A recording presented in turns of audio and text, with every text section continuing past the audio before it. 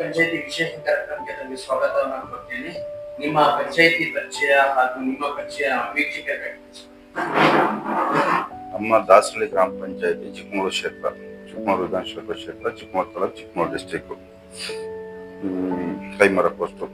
ಕಳೆದ 2020 ಡಿಸೆಂಬರ್ 22ನೇ ತಾರೀಕು ಗ್ರಾಮ ಪಂಚಾಯತಿ ಚುನಾವಣೆ ನಡೆದಂತಹ ಸಂದರ್ಭದಲ್ಲಿ ನಾವು ಈ ಗ್ರಾಮ ಪಂಚಾಯತಿಗೆ ಸಾಮಾನ್ಯ ಕ್ಷೇತ್ರದಿಂದ ಆಯ್ಕೆಯಾಗಿರ್ತೇನೆ. ಹಾಗೂ ತದನಂತರ 2020-30ನೇ ತಾರೀಕು ಈ ಕ್ಷೇತ್ರದ ಈ ಗ್ರಾಮ ಪಂಚಾಯತ್ ರಿಸಲ್ಟ್ ಬಂದಿದ್ದು, ಅದರಲ್ಲಿ ನಾನು ಆಯ್ಕೆ ಆಗಿರ್ತೇನೆ. ತದನಂತರ 2021 ಫೆಬ್ರವರಿ 3ನೇ ತಾರೀಕು ಈ ಗ್ರಾಮ ಪಂಚಾಯತಿಗೆ ಸಾಮಾನ್ಯ ಕ್ಷೇತ್ರ ಅಧ್ಯಕ್ಷ ಸ್ಥಾನಕ್ಕೆ ಸಾಮಾನ್ಯ ಕ್ಷೇತ್ರವಾಗಿ ಆಯ್ಕೆ ಆಗಿರುತ್ತೆ. ಆವಾಗ ಎಲ್ಲ ಸದಸ್ಯರು, ಗ್ರಾಮಸ್ಥರು ಎಲ್ಲರೂ ಸೇರಿ ನನ್ನ ಈ ಗ್ರಾಮ ಪಂಚಾಯತಿ ಅಧ್ಯಕ್ಷನಾಗಿ 12 ತಿಂಗಳ ಕಾಲಾವಕಾಶಗಳು ಕೊಟ್ಟು ಈ ಗ್ರಾಮ ಪಂಚಾಯತಿನ ಸೇವೆ ಸಲ್ಲಿಸಲಿಕ್ಕೆ, ಗ್ರಾಮ ಪಂಚಾಯತಿ ಗ್ರಾಮಸ್ಥರ ಆಗು ಹೋಗುಗಳಿಗೆ ಸ್ಪಂದಿಸೋಕ್ಕೆ ಎಲ್ಲ ಗ್ರಾಮ ಪಂಚಾಯತಿ ಸದಸ್ಯರುಗಳು, ಸಿಬ್ಬಂದಿ ವರ್ಗದವರು ಹಾಗೂ ಗ್ರಾಮಸ್ಥರು ನನಗೆ ತುಂಬಾ ಸಹಕಾರ ನೀಡಿರುತ್ತಾರೆ. ನಿಮ್ಮ ಪಂಚಾಯತಿ ದಾಸರಳ್ಳಿ ಅಂದ ತಕ್ಷಣ ಬೇರೆ ಬೇರೆ ಹೆಸರುಗಳೆಲ್ಲ ಇವೆ. ನಿಮ್ಮ ದಾಸರಳ್ಳಿ ಇರ್ತಕ್ಕಂಥ ವಿಶೇಷತೆ ಏನ್ ತಿಳ್ಕೊಂಡ್ರಿ? ಯಾವ ರೀತಿ ದಾಸರಳ್ಳಿ ಗುರುತಿಸಿದ್ರು? ದಾಸರಳ್ಳಿ ಗ್ರಾಮ ಪಂಚಾಯತಿ ಅಂದ್ರೆ ಕಳೆದ 1994ರಿಂದ ಇಲ್ಲಿವರೆಗೂ ಮುಂಚೆ ಮಂಡಲ್ ಪಂಚಾಯತಿ ಇದ್ದಂತ ಈ ಒಂದು ಕ್ಷೇತ್ರ, ತದನಂತರ 2000ನೇ ಇಸ್ವಿಯಿಂದ ಇಲ್ಲಿಗೆ ಗ್ರಾಮ ಪಂಚಾಯತಿಯಾಗಿ ಮಾರ್ಪಾಟುಗೊಂಡಿತ್ತು. ನನ್ನಿಂದ ಹಿಂದೆ ತುಂಬಾ ಜನ, ಒಂದು 10-12 ಜನ ಅಧ್ಯಕ್ಷರುಗಳು, ಉಪಾಧ್ಯಕ್ಷರು, ಎಲ್ಲ ಮೆಂಬರ್ಗಳೆಲ್ಲ ಆಯ್ಕೊಂಡಿದ್ದಾರೆ.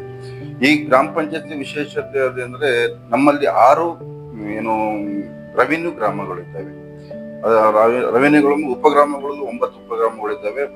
ಚಿಕ್ಕದಾದ ಒಂದು ಗ್ರಾಮ ಪಂಚಾಯತಿ.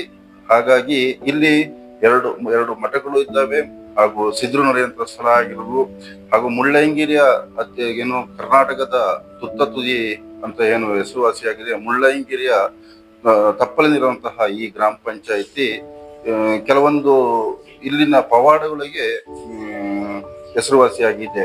ಇಲ್ಲಿರುವಂತಹ ಮುಳ್ಳಯ್ಯ ಸಿದ್ದೇಶ್ವರ ಇರ್ಬೋದು, ಗರೇಳಿ ಸಿದ್ದೇಶ್ವರ ಇರ್ಬೋದು, ಬೊಬ್ಬುಸ್ವಾಮಿ ದೇವಸ್ಥಾನ ಇರ್ಬೋದು, ನನಗೆ ಬೆಂಡಿಗ ದೇವಿರಮ್ಮ ದೇವಸ್ಥಾನ ಇರ್ಬೋದು, ಹಾಗೆಯೇ ಇಲ್ಲಿರುವಂತಹ ಮುಳ್ಳಯ್ಯನಗಿರಿ ನಿರ್ವಣಸಮಠ ಸಿದ್ಧಸ್ಥಾನ ಗರೇಳಿ ಸಿದ್ದೇಶ್ವರ ಬಂಟರಾದಂತಹ ಕೆಂಚರಾಯ ಇರ್ಬೋದು, ಬೊಬ್ಬುಸ್ವಾಮಿ ದೇವಸ್ಥಾನದ ರಾಹು ಕೇತುಗಳಿರ್ಬೋದು. ಇಲ್ಲಿ ಒಂದು ವಿಶೇಷವಾದ ಒಂದು ಒಡನಾಟವನ್ನು ಹೊಂದಂತಹ ಈ ಕ್ಷೇತ್ರ.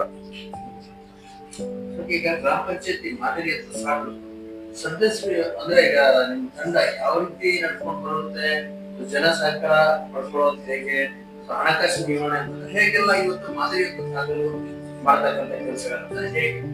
ನಾವು ಫಸ್ಟ್ ಆಫ್ ಆಲ್ ನಾವು ಈ ಗ್ರಾಮ ಪಂಚಾಯತಿಯಲ್ಲಿ ಕಳೆದ 15 ವರ್ಷಗಳಿಂದಲೂ ಒಡನಾಟವನ್ನು ಇಟ್ಕೊಂಡಿದ್ವಿ. ಹೇಗೆ ಅಂದ್ರೆ ಇಲ್ಲಿರುವಂತಹ ಉದ್ಯೋಗದ ಕೆಲಸ ಇರ್ಬೋದು, ಇಲ್ಲಿರುವಂತಹ ಲೋಕಲ್ ಬಾಡಿ ಸಿಬ್ಬಂದಿ ವರ್ಗದವರು ಇರ್ಬೋದು, ಹಾಗೂ ಇಲ್ಲಿ PDOಗಳು ಆಗ್ಬೋದು, ಇಲ್ಲಿನ ಜನಗಳು ನಮಗೆ ಗ್ರಾಮ ಪಂಚಾಯತಿ ಲೋಕಲ್ ಆಗಿರೋದ್ರಿಂದ ವಿಧಾನಸೌಧ ಆಗ್ಲಿ, ಲೋಕಸಭೆ ಆಗ್ಲಿ, ಹೊರಗಡೆದು ಇಲ್ಲೇ ಲೋಕಲ್ ಆಗಿರೋದ್ರಿಂದ ನಮಗೆ ಅದೇನು ಕಷ್ಟ ಸಾಧ್ಯವಾಗ್ಲಿಲ್ಲ. ತದನಂತರ ನಾವು ಇಲ್ಲಿ 8 ಜನ ಮೆಂಬರ್ ಇದ್ದೀವಿ. 8 ಜನನು ನಮಗೆ ಸಹಕಾರ ಕೊಟ್ಟು ಇಲ್ಲಿನ ಆಗು ಹೋಗುಗಳಿಗೆ ಎಲ್ಲರನ್ನೂ ಒಳಗೊಂಡಂತೆ ಉಪಾಧ್ಯಕ್ಷರಿರ್ಬೋದು, ಸದಸ್ಯರುಗಳು, ಸಿಬ್ಬಂದಿ ವರ್ಗಗಳು ಯಾವುದೋ ಒಂದು ಕಿಂಚಿತ್ತು ಲೋಪದೋಷ ಬರದ ಹಾಗೆ ನಮಗೊಂದು ಅಂದ್ರೆ ಫಸ್ಟ್ ಆಫ್ ಆಲ್ ನಾವು ಫಸ್ಟ್ ಚುನಾಯಿತ ಪ್ರತಿನಿಧಿ ಆಗಿದ್ದೀವಿ. ಹಾಗಾಗಿ ನಮ್ಮಲ್ಲಿ ಯಾವುದೇ ರೀತಿಯ ಒಂದು ಗೊಂದಲ ಇರಬಾರ್ದು. ನಮ್ಮಲ್ಲಿ ಅದು ನಾನೇನು MLA ಆಗ್ಬೇಕು, MP ಆಗ್ಬೇಕು, MLC ಆಗ್ಬೇಕು ಅಂತ ಬಂದವನಲ್ಲ. ಅಪ್ರಲ್ಲಿ ಒಬ್ಬ ಗ್ರಾಮ ಪಂಚಾಯತ್ ಸದಸ್ಯ ಆಗ್ಬೇಕಂತ ಬಂದವನು.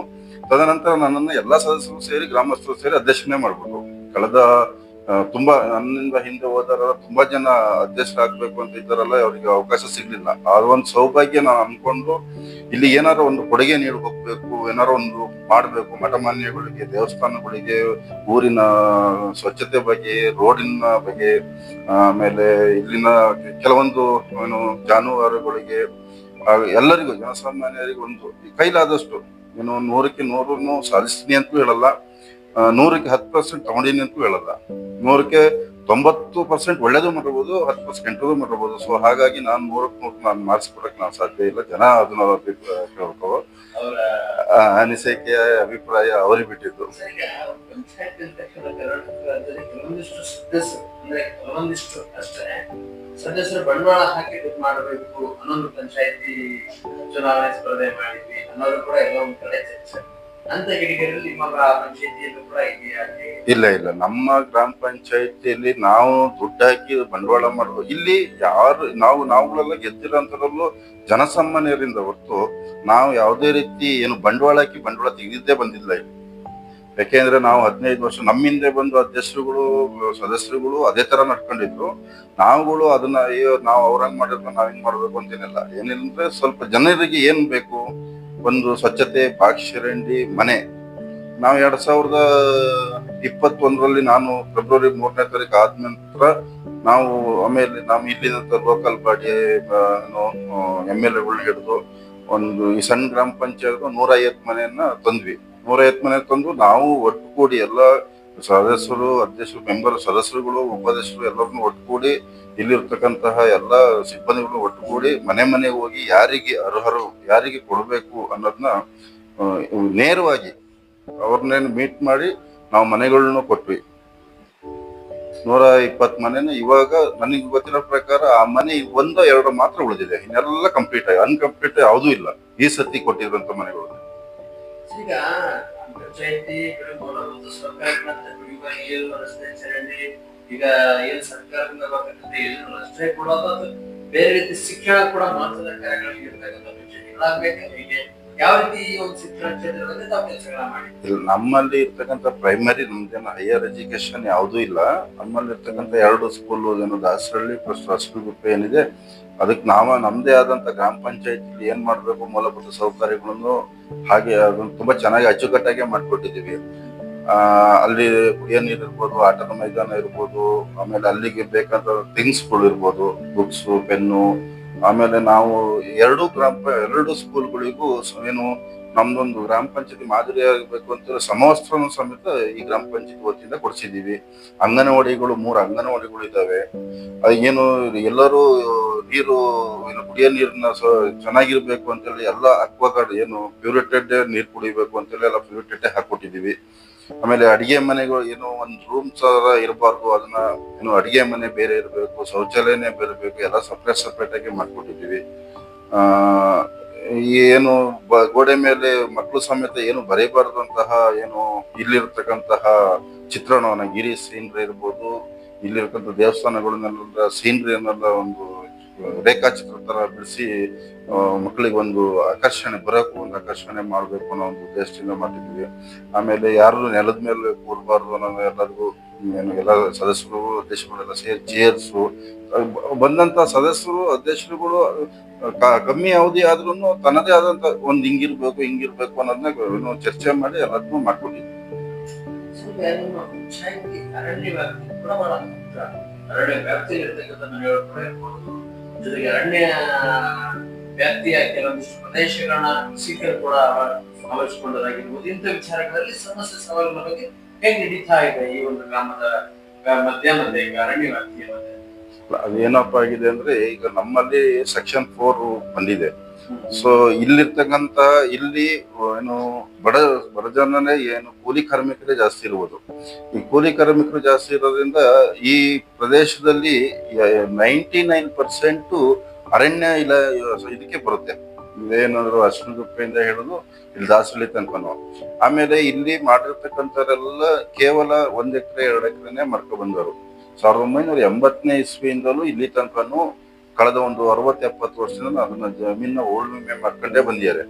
ಇಲ್ಲಿ ಏನಾಗಿದೆ ಅಂದ್ರೆ ಇಲ್ಲಿ ಈ ಗ್ರಾಮ ಪಂಚಾಯತಿಯಲ್ಲಿ ಇಲ್ಲಿ ಕೆಳಮಟ್ಟದ ಅಧಿಕಾರಿಗಳಂದು ಏನು ಅನಾನುಕೂಲ ಆಗಿಲ್ಲ. ಸೊ ಇಲ್ಲಿ ಏನಾಗಿದೆ, ಕಂದಾಯ ಇಲಾಖೆ, ಫಾರೆಸ್ಟ್ ಇಲಾಖೆಯಿಂದ ಇದು ಏನು ಅವ್ರವ್ರಲ್ಲಿ ಕೋಆರ್ಡಿನೇಟ್ ಇಲ್ದಲೆ ಏನು GPS ಆಗ್ಬೋದು, ಸರ್ವೆ ಆಗ್ಬೋದು, ಅವ್ರು ಎಲ್ಲಿ ಕೂತಲ್ಲೇ ಮಾಡ್ಕೊಂಡು ಹೋಗಿದ್ದು ಆ ಸಮಸ್ಯೆ ಇಲ್ಲಿ ತನಕ ಬಂದಿದೆ.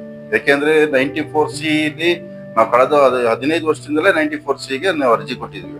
ಇಲ್ಲಿ ಲಕ್ಷ್ಮೀಪುರ ಆಗ್ಬೋದು, ಅಶ್ವಿನಗುಪ್ಪೆ ಭಾಗದಲ್ಲಿ ಒಂದು ಸರ್ವೆ ನಂಬರ್ 74-51-52ರಲ್ಲಿ ನಮ್ಮಲ್ಲಿ ಅಲ್ಲೊಂದು 300-350 ಮನೆ ಇದೆ, ಇಲ್ಲೊಂದು 150 ಮನೆ ಇದೆ. ಅವರೆಲ್ಲ ಈಗ ಏನಾಗಿದೆ, ಸರ್ವೆ ನಂಬರ್ 4, ಸರ್ವೆ ನಂಬರ್ 7, 51, 52 ಇದ್ದಾರೆ. ಏನು ಒಂದು ಮನೆ ಕಟ್ಟಕ್ಕೆ ಪ್ಲಸ್ ಅದ್ರ ಹಿಂದ್ಗಡೆ 1 ಕುಂಟೆ 2 ಕುಂಟೆ 3 ಕುಂಟೆ ಜಾಗ ಮಾತ್ರ ಉಳಿಸ್ಕೊಂಡಿದ್ದಾರೆ. ಅವ್ರೇನು 5 ಎಕರೆ 10 ಎಕರೆ ಏನು ಒತ್ತುವರಿ ಏನ್ ಮಾಡ್ಕೊಂಡಿಲ್ಲ. ಇಲ್ಲಿ ಏನ್ ನಮ್ಮಲ್ಲಿ ಏನಾಗ್ಬೇಕು ಅಂದ್ರೆ, ಒಂದು ಇತ್ಯರ್ಥಕ್ಕೆ ಬರ್ಬೇಕಾಗಿರೋ ವಿಚಾರ ಏನಪ್ಪಾ ಅಂದ್ರೆ, ಇಲ್ಲಿ ಕಂದಾಯ ಇಲಾಖೆ ಪ್ಲಸ್ ಫಾರೆಸ್ಟ್ ಇಲಾಖೆ ಕೂತು ಬಂದು ಇಲ್ಲೊಂದು ಸಮಿತಿಯನ್ನು ರಚಿಸಿ ಯಾರಿಗೆ ಏನ್ ಕೊಡ್ಬೇಕು ಅನ್ನೋದನ್ನ ಅದನ್ನ ಬೇಗನೆ ಇತ್ಯರ್ಥ ಮಾಡಿದ್ರೆ ನಮಗೂ ಒಳ್ಳೇದು ಅನಿಸ್ತದೆ. ಯಾಕೆಂದ್ರೆ ಬಡವರು ಇವತ್ತು ಏನು 1 ಲಕ್ಷ ಲೋನ್ ತಗೋಬೇಕು ಅಂದ್ರೂ ಈ ಸ್ವತ್ತು ಮಾಡಕ್ ಆಗ್ತಿಲ್ಲ ನಮ್ ಕೈಲಿ, ಆಯ್ತಾ. ಹಾಗಾಗಿ ಅವರಲ್ಲಿ ಈಗ ದುಡಿಯುವಂತ ದುಡಿಮೆ, ಮನೇಲಿ ಇಬ್ರು ದುಡಿತಾರೆ, 4 ಜನ ಇರೋಂತ ಪರಿಸ್ಥಿತಿ ಬಂದಿದೆ. ಯಾಕೆಂದ್ರೆ ಗಂಡ ಹೆಂಡತಿ ದುಡಿತಾರೆ, ಅಪ್ಪ ಅಮ್ಮ ಮನೇಲಿದ್ದಾರೆ, ಅವ್ರ ಕೆಲ್ಸಕ್ಕೆ ಹೋಗ್ಲಾರ್ದಂತ ಸ್ಥಿತಿ ಇದೆ. ಆವಾಗ ಏನ್ ಬೇಕು ಅಂದ್ರೆ, ಒಂದು ಸಣ್ಣ ಪುಟ್ಟ ಲೋನ್ 1 ಲಕ್ಷ 2 ಲಕ್ಷ 50,000 ಲೋನ್ ತಗೋಬೇಕು ಬ್ಯಾಂಕ್ಗಳಂದ್ರೆ, ಇಲ್ಲ ನಿಮ್ದು 51, 52 ಸರ್ವೆ ನಂಬರ್ 4, 7 ಇದೆ, ನಿಮಗಿಲ್ಲಿ ಖಾತೆ ಇಲ್ಲ. ಹಾಗಾಗಿ ಇದನ್ನ ನಮ್ಮಲ್ಲಿ ಗ್ರಾಮ ಪಂಚಾಯತಿಲಿ ತುಂಬಾನೇ ಒಂದು ಇದಿದೆ ಈ ಸ್ವತ್ತು ಮಾಡೋದಕ್ಕೆ. ಹಾಗಾಗಿ ನಮ್ಮಲ್ಲಿ ಈ ಕಂದಾಯ ವಸೂಲಿ ಮಾಡೋಕ್ಕೂ 51, 52, 4, 7 ಸರ್ವೆ ನಂಬರ್ ಇರ್ಬೇಕಾದ್ರೆ ನಾವು ಕಂದಾಯ ವಸೂಲಿ ಮಾಡ್ಕೊಂಡು ಅವ್ರು ಏನು ಕೊಡ್ಲಿಲ್ಲ, ಈ ಸ್ವತ್ತೇ ಕೊಡ್ಲಿಲ್ಲ, ನಾವೇನು ವಸೂಲಿ ಮಾಡ್ಕೊಳ್ಳೋಣ ಅಂತ ಆಗ್ತದೆ. ಆ ಪರಿಸ್ಥಿತಿನೂ ಇದೆ.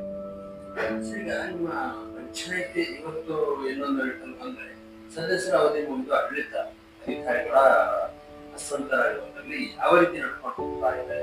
ಸೊ ಆಗಿನ ವ್ಯವಸ್ಥೆ ಈಗಿನ ವ್ಯವಸ್ಥೆ ಏನು ಅಭಿಪ್ರಾಯ? ಅದು ಏನು ಅಂದ್ರೆ, ಇದು ಗವರ್ಮೆಂಟ್ ಪ್ಲಸ್ ಚುನಾವಣಾ ಆಯೋಗ ಸಂಬಂಧಪಟ್ಟ ವಿಚಾರ. ನಾವುಗಳು ಏನು ಹೇಳ್ಬೇಕು ಅಂದ್ರೆ, ಇಲ್ಲ ಇವರು 1-3 ದಿನ ಮುಂಚೆನೆ ಪ್ರಿಪೇರ್ ಆಗ್ಬೇಕಿತ್ತು, ಇಲ್ಲ ಇನ್ ಟೈಮಿಗೆ ಮಾಡ್ಬಿಡ್ಬೇಕಿತ್ತು. ಸೊ ಈಗ ಏನಾಗಿದೆ ಅಂದ್ರೆ, ಈಗ ಏನಿಲ್ಲ ತೊಂದರೆ ಇಲ್ಲ, ನಮ್ಮಲ್ಲಿರೋ ವಾಟರ್ ಮ್ಯಾನ್ಗಳು, ನಮ್ಮಲ್ಲಿರೋ ಸಿಬ್ಬಂದಿಗಳು ಲೋಕಲೇ ಇರೋದ್ರಿಂದ ನಾವುಗಳು ಅದಕ್ಕೆ ಕೈ ಜೋಡಿಸಿ ಹಿಂಗಲ್ಲ ಹಿಂಗೆ ಅಂತ ಹೇಳೋದ್ರಿಂದ ಏನು ಅಷ್ಟೊಂದು ಈಗೇನು ಕುಡಿಯೋ ನೀರಿನ ಒಂದು ಸಮಸ್ಯೆ ಇದೆ. ಆಮೇಲೆ ಈ ಜನಗಳು ಈಗ ನಮಗೆ ಫೋನ್ ಮಾಡ್ತಾ ಇರ್ತಾರೆ, ಏನು ಅದೊಂದು ಮಾಡಿಸಿ ಇದೊಂದು ಮಾಡಿಸಿ ಅಂತ. ಇಲ್ಲಿ ಏನಾಗಿದೆ ಅಂದ್ರೆ, ಇಲ್ಲಿರೋ ಏನು ಸಿಬ್ಬಂದಿ ವರ್ಗದವರಿಗೆ ಅದನ್ನ ಹೆಂಗೆ ಸಮತೋಲನ ಮಾಡ್ಕೊಂಡು ಹೋಗ್ಬೇಕು ಅನ್ನೋ ಒಂದು ಗೊಂದಲನೂ ಇರುತ್ತೆ. ಯಾಕೆಂದ್ರೆ ಈ ಗ್ರಾಮ ಪಂಚಾಯತಿಲಿ 5,000ದಿಂದ 10,000 ಒಳಗೆ ಮಾತ್ರ ಏನು ಖರ್ಚು ಮಾಡೋ ಒಂದು ಪ್ರಾವಿಷನ್ ಇರುತ್ತೆ. ಈ ಗ್ರಾಮ ಪಂಚಾಯತಿ ಅಧ್ಯಕ್ಷರಿಗೆ ಆಗಿರ್ಬೋದು, ಇಲ್ಲ ಇದಿರ್ಬೋದು, ಬಾಡಿ ಇಲ್ಲದ್ರಿಂದ ಲಕ್ಷಾಂತರ ರೂಪಾಯಿ ಖರ್ಚು ಮಾಡೋಕೆ ಕಷ್ಟ ಸಾಧ್ಯ ಆಗುತ್ತೆ. ಸಣ್ಣ ಪುಟ್ಟವು ಇದಾವೆ ಗೊಂದಲಗಳು, ಅವೆಲ್ಲ ಮುಂದಿನ ದಿನಗಳು ಸರಿ ಮಾಡಬೇಕು. ಈಗ ಚುನಾವಣೆ ಆದಷ್ಟು ಬೇಗ ಮಾಡಿಕೊಟ್ಟಿದ್ರೆ ಯಾರಾಗಿರ್ಲಿ, ಗ್ರಾಮ ಪಂಚಾಯತಿ ಅಂದಾಗ ಒಬ್ಬ ಗ್ರಾಮದ ಸದಸ್ಯನಿದ್ರೇ ಅವ್ರಿಗೊಂದು ಹೇಳ್ಕೊಳಕ್ ಸಾಧ್ಯ. ನಿಮ್ಮ ಪಂಚಾಯತಿ ವತಿಯಿಂದ ಅಧ್ಯಕ್ಷರಾಗಿ ಸಾರ್ವಜನಿಕರಿಗೆ ಮಾಧ್ಯಮದ ಮೂಲಕ ಏನ್ ಸಂದೇಶ ಕೊಡಲಿಕ್ಕೆ ಇಷ್ಟಪಡ್ತೀವಿ? ಸಂದೇಶ ಏನಿದೆ ಅಂದ್ರೆ, ನಾವು 5 ವರ್ಷಗಳ ನೀವು ಕೊಟ್ಟಂತಹ ಅಧಿಕಾರವನ್ನ ಯಾವುದೇ ದುರ್ಬಳಕೆ ಮಾಡಲಾರೆ ಕುಲಂಕುಷವಾಗಿ ಯೋಚನೆ ಮಾಡಿ ಏನು ನಾವು ಅಲ್ಲಿಂದ ಇಲ್ಲಿವರೆಗೂ ಎಲ್ಲಾ ರೀತಿನೂ ಏನು ಗ್ರಾಮ ಪಂಚಾಯತಿಯ ಏನು ಮೀಟಿಂಗ್ ಹಾಲಿಂದ ಇರ್ಬೋದು, ಸಮುದಾಯ ಭವನದ ರಿಪೇರಿ ಇರ್ಬೋದು, ಅಂಗನವಾಡಿ ಇರ್ಬೋದು, ಏನು ಗ್ರಂಥಾಲಯ ಇರ್ಬೋದು, ನಾವು ಸಾರ್ವಜನಿಕ ಬಸ್ ನಿಲ್ದಾಣಗಳು ಇರ್ಬೋದು, ಆಮೇಲೆ ಇಲ್ಲಿ ಇರ್ತಕ್ಕಂಥ ದೇವಸ್ಥಾನಗಳಿಗಿರ್ಬೋದು, ಏನು ಬಾಕ್ಷರಂಡಿಯಿಂದ ಹಿಡಿದು ಎಲ್ಲಾ ರೀತಿನೂ 100% ನಾನು ಮಾಡಿಸ್ಕೊಡ್ಕೊಳಕ್ ಹೋಗಲ್ಲ. ನಮಗೆ ಬಂದಂತಹ ಅನುದಾನದಲ್ಲಿ, ಗ್ರಾಮ ಪಂಚಾಯತಿ ಬಂದಂತಹ ಅನುದಾನದಲ್ಲಿ ನಮಗೆ ಬರುವುದೇ 12-13 ಲಕ್ಷ. ಅದರಲ್ಲಿ ಏನು ಸ್ವಚ್ಛತೆ, ಕುಡಿಯೋ ನೀರು, ಕರೆಂಟು ಪ್ಲಸ್ ಎಲ್ಲಾ ತೆಗೆದಿಟ್ಟು ಗ್ರಾಮ ಪಂಚಾಯತಿಗೆ ಒಂದು 50-60 ಸಾವಿರ ರೂಪಾಯಿ ಒಂದು ಅನುದಾನ ಅಂತ ಬರ್ಬೋದು. ಅದರಲ್ಲೇ ಉಳಿದಿದ್ನ ನಾವು ಎಲ್ಲರನ್ನು ಕೂಡಿಸಿ ಏನು ಕಂದಾಯ ವಸೂಲು ಮಾಡಿ, 3 ಬಸ್ ಸ್ಟ್ಯಾಂಡ್ಗಳನ್ನ ಮಾಡಿ, ರೋಡ್ಗಳನ್ನೆಲ್ಲ ಮಾಡಿ, ಇದ್ದಿದ್ದ ಮಟ್ಟಿಗೆ ತುಂಬಾ ಚೆನ್ನಾಗಿ ಇದಕ್ಕೆ ಸಹಕಾರ ಮಾಡಿದ್ದಾರೆ. ಪ್ಲಸ್ ಮುಂದಿನ ದಿನಗಳಲ್ಲೂ ಅವ್ರನ್ನ ಸಹಕಾರ ಕೇಳ್ತಾ, ನಮ್ಮಲ್ಲಿರೋ ಸಿಬ್ಬಂದಿ ವರ್ಗದವರು ಸಹ ತುಂಬಾ ಅಚ್ಚುಕಟ್ಟಾಗಿ ಯಾವುದೇ ರೀತಿಯ ಏನು ಗೊಂದಲಗಳನ್ನ ಮಾಡಿದ್ದಾರೆ, ಎಲ್ಲ ಕೆಲಸ ಕಾರ್ಯಗಳನ್ನು ನಿರ್ವಹಿಸ್ತಾ ಇದ್ದಾರೆ. ಅವರಿಗೂ ಸಹ ಎಲ್ಲರಿಗೂ ಒಳ್ಳೇದು ಮಾಡ್ಲಿ ಅಂತ ಹೇಳ್ತಾ, ಮುಂಬರುವ ದಿನಗಳಲ್ಲಿ ಯಾರು ಗೆಲ್ತಾರೆ ಯಾರು ಬಿಡ್ತಾರೆ ಅನ್ನೋಕ್ಕಿಂತ ಗ್ರಾಮದ ಅಭಿವೃದ್ಧಿ ಆದ್ರೇನೆ ದೇಶ ಅಭಿವೃದ್ಧಿ ಆಗೋದು. ಹಾಗಾಗಿ ಗ್ರಾಮ ಫಸ್ಟ್, ಗ್ರಾಮದಲ್ಲಿ ಇರತಕ್ಕಂಥ ಸ್ವಚ್ಛತೆ, ಕುಡಿಯೋ ನೀರು ಮೇನ್, ಬೇರೆದೇ ಕುಡಿಯೋ ನೀರು ಸ್ವಚ್ಛತೆ ಇವೆರಡು ಇತ್ತು ಅಂದ್ರೆ ಮನುಷ್ಯ ಆರೋಗ್ಯಕರವಾಗಿರ್ತಾನೆ. ರೋಡು ತದನಂತರ ಆಮೇಲೆ ನೆಕ್ಸ್ಟ್ ಇನ್ನೇನು ಅವರಿಗೆ ಏನ್ ಬೇಕು ಅನ್ನೋದನ್ನ ಮೂಲ ಸೌಕರ್ಯಗಳು ತುಂಬಾ ಚೆನ್ನಾಗಿದ್ದಾನೆ. ಆರೋಗ್ಯಕರವಾದಂತಹ ಒಂದು ಆರೋಗ್ಯ ಭಾಗ್ಯ ಬೇಕು ಅಂದ್ರೆ ಕುಡಿಯೋ ನೀರು ಪ್ಲಸ್ ಸ್ವಚ್ಛತೆ. ಸರ್ ತುಂಬಾ ಧನ್ಯವಾದಗಳು. ಸಾಕಷ್ಟು ವಿಚಾರಗಳಿವೆ ನಮ್ಮ ಜೊತೆಗೆ ಹಂಚ್ಕೊಂಡ್ರಿ. ಒಳ್ಳೆಯದಾಗಿ ಈ ಸಂದರ್ಶನದ ಅನಿಸಿಕೆ ನಿಮ್ಮ ಮೂಲಕ ತಿಳಿಯುತ್ತಾ ಈ ಸಂದರ್ಶನ ಮುಕ್ತಾಯಗೊಳಿಸ್ತೀನಿ. ಈ ಸಂದರ್ಶನ ನನ್ನನ್ನ ಈ ಮಾಜಿ ಆಗಿ ನಾನು ಈಗ 3-4 ತಿಂಗಳಾಗಿದೆ. ಅದನ್ನು ನನ್ನ ಗುರುತು ಮಾಡಿ ಈ ಗ್ರಾಮ ಪಂಚಾಯತ್ಗೆ ಬರಲು ಹೇಳಿ ಕೇಳಿ ಈ ಒಂದು ಚಾನಲ್ ಸುಗಮ ಚಾನಲ್ ತುಂಬಾ ಚೆನ್ನಾಗಿ ಮೂಡಿ ಬರಲಿ. ಮುಂದಿನ ದಿನಗಳಲ್ಲಿ ಈ ಚಾನಲ್ದು ಉಜ್ವಲವಾಗಿ ಬೆಳೆದಿ ರಾಜ್ಯಾದ್ಯಂತ ದೇಶಾದ್ಯಂತ ಬೆಳೆದಿ ಅಂತ ಶ್ರೀ ದೇವಿರಮ್ಮ ಪ್ಲಸ್ ಎಲ್ಲ ಕುಲದೇವತೆಗಳನ್ನು ಕೇಳ್ಕೊಳ್ತಾ ನಿಮಗೂ ಸಹ ಒಳ್ಳೇದಾಗ್ಲಿ ಅಂತ ಹೇಳ್ತಾ ನಾನು ಈ ಮಾತನ್ನ ವಿರಾಮ ಕೊಡ್ತೀನಿ.